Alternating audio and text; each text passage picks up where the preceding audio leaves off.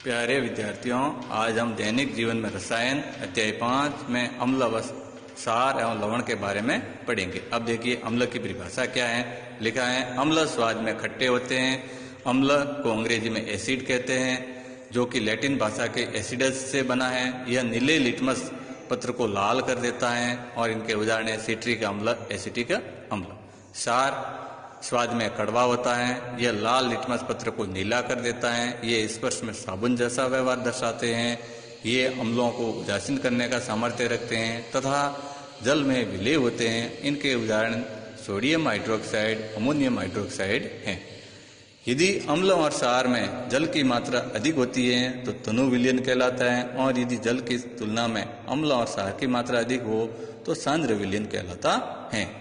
अम्ल व सार की क्रिया द्वारा लवण व जल बनते हैं। तो उदाहरण में आप देखिए हाइड्रोक्लोरिक अम्ल प्लस NaOH, जिसे सोडियम हाइड्रोक्साइड बोलते हैं, की अभिक्रिया द्वारा NaCl लवण बनता है, जिसको हम साधारण भाषा में खाने का नमक कहते हैं, और साथ में जल की मात्रा बनती है।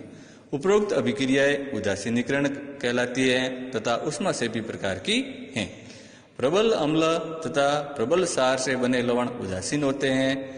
प्रबल अम्ल एवं दुर्बल सार से बने लवण अम्लीय प्रकृति के होते हैं तथा दुर्बल अम्ल एवं प्रबल सार से बने लवण सारीय प्रकृति के होते हैं। अब इन दोनों के उदाहरण देखिए। हमने जो उदासीनीकरण का उदाहरण था वह तो NaCl वाले में देख लिया पहले। अब देखिए अम्लीय लवण में की उदाहरण है हाइड्रोक्लोरिक अम्ल और अमोनियम हाइड्रोक्साइड को मिलाने पर अमोनियम क्लोराइड और जल बनता है, जो अम्लीय लवण है। इसी प्रकार से CH3COH, जिसे हम एसिटिक अम्ल कहते हैं, और ये दुर्बल अम्ल हैं। साथ में NaOH, जो एक प्रबल सार हैं, इनकी अभिक्रिया कराते हैं तो CH3CONa इस प्रकार का सारीय प्रकृति का लवण बनता है, साथ में जल बनता है। आगे देखिए लवणों के उच्च गलनांक एवं क्वथनांक होते हैं। ये क्रिस्टलन के रूप में पाए जाते हैं और इनके साथ में क्रिस्टलन जल भी होता है। कहने के तात्पर्य क्या है कि अम्लों और सारों की तुलना में जो इन लवण बनेंगे उन लवणों के गलनांक और क्वथनांक इनकी तुलना में उच्च होते हैं। अब एक नया शब्द है क्रिस्टलन जल। क्या है?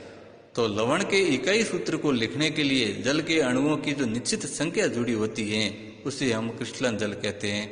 जो देखो 3 उदाहरण हैं, इनके द्वारा आप समझ सकते हैं। पहले में लिखा है CaSO4 2H2O, इसे हम जिप्सम कहते हैं। तो इस जिप्सम के अंदर जो देख रहे हैं आप 2H2O, इस 2H2O को ही हम क्रिस्टलन जल कहते हैं। दूसरे उदाहरण में देखिए K2SO4 Al2SO4 324H2O, इस पूरे को हम फिटकरी कहते हैं। इस फिटकरी के अंदर जो पीछे वाली संख्या 24H2O है, यही क्रिस्टलन जल की मात्रा कहलाती है। इसी प्रकार से Na2CO3 10H2O, जो जिसे हम धोने का सोडा या धावन सोडा कहते हैं, इसके अंदर भी पीछे लिखी गई संख्या 10H2O यहाँ इस लवण के अंदर क्रिस्टलन जल की मात्रा कहलाती है।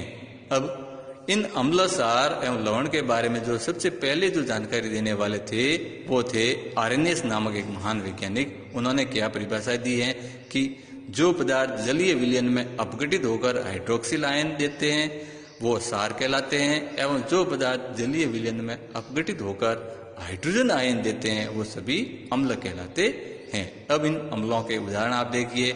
पहला है HCl, जिसे हाइड्रोक्लोरिक अम्ल कहते हैं। इसका एक्वस जो सोल्यूशन है या जिसे जलीय विलयन जब बनता है तो हाइड्रोजन आयन अलग हो जाता है और Cl अलग बन जाता है। इसी प्रकार से दूसरे में HNO3, जिसे नाइट्रिक अम्ल कहते हैं, इसका भी एक्वस सोल्यूशन बनेगा तो H+ आयन अलग हो जाएगा। तीसरा उदाहरण में देखें H2SO4, जिसे सल्फ्यूरिक अम्ल कहते हैं, यहाँ पर भी हाइड्रोजन आयन अलग हो रहा है। चौथा उदाहरण है CH3COH, जिसे एसिटिक अम्ल कहते हैं, यहाँ पर भी हाइड्रोजन अलग हो रहा है। पांचवा उदाहरण है H2CO3, जिसे कार्बनिक अम्ल या फॉर्मिक अम्ल कहते हैं, यहाँ पर भी हाइड्रोजन अलग हो रहा है। तो यहाँ जितने भी देख रहे हैं H+, ये सभी क्या हैं? अम्लीय प्रकृति के हैं, क्योंकि ये सभी हाइड्रोजन दे रहे हैं। अगला है प्रबल अम्ल। वे अम्ल जो जलीय विलयन में पूर्णतः आयनित हो जाते हैं वो सभी कहलाएंगे प्रबल अम्ल। प्रबल सार कौन से होंगे? वे सार जिनका जलीय विलयन में पूर्णतः आयनन हो जाता है वो सभी प्रबल सार। अब दुर्बल अम्ल वे अम्ल जो जलीय विलयन में पूर्णतः आयनित नहीं हो पाते हैं, कुछ भाग अनायनित रह जाता है, वो सभी दुर्बल अम्ल कहलाएंगे। और दुर्बल सार वे सार जिनके जलीय विलयन में पूर्णतः आयनित नहीं हो पाते हैं और कुछ भाग अनायनित रह जाता है, वो सभी दुर्बल सार कहलाएंगे। अब इनके अलग अलग उदाहरण देखिए तो प्रबल अम्लों के उदाहरण हाइड्रोक्लोरिक अम्ल, सल्फ्यूरिक अम्ल और नाइट्रिक अम्ल।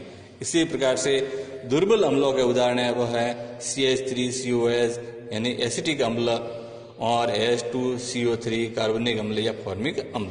इसी प्रकार से प्रबल सारों के उदाहरण है KOH, NaOH जिसे सोडियम हाइड्रोक्साइड और पोटेशियम हाइड्रोक्साइड कहते हैं। और दुर्बल सारों के उदाहरण है NH4OH जिसे हम अमोनियम हाइड्रोक्साइड कहते हैं और MgOH2 जिसे हम मैग्नीशियम हाइड्रोक्साइड कहते हैं। ये सभी इनके दुर्बल सारों के उदाहरण हैं। आज हम इतना ही पढ़ेंगे।